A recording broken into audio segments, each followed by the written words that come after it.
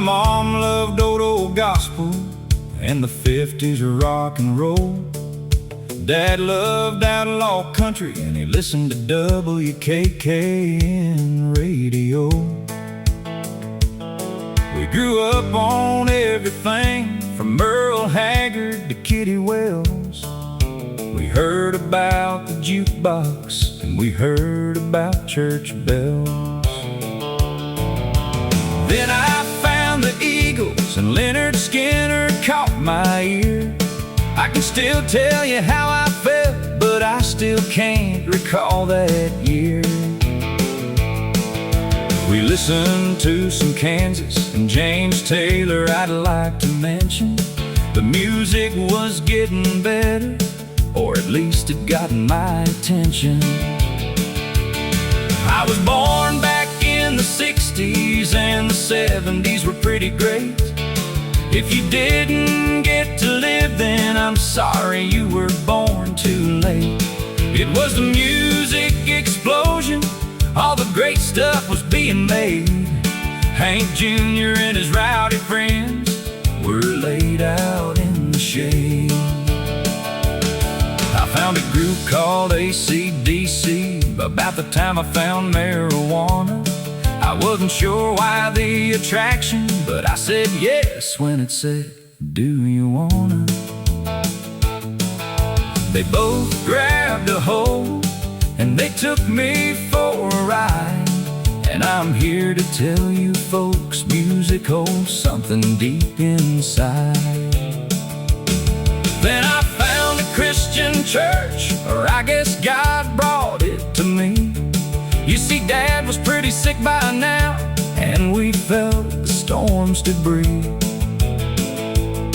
I didn't go to church at first, but I liked when they were singing. Sometimes I still think back, and I can hear their voices ringing.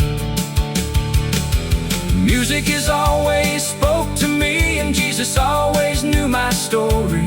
So he used music to get in and reveal to me his glory. Many years have passed since, and my taste is still eclectic. I like about any kind of music, from the old acoustic to electric. I found some Christian singers like Rich Mullins and Mylon LaFave. And there I was just listening while I was on my new endeavor. But writers have a soft spot in this old heart of mine, like Christopherson, Tom T. Hall, and man they call John Prine. There's something about a poet and what they have to say. Why me, Lord, still gets me right up until this very day.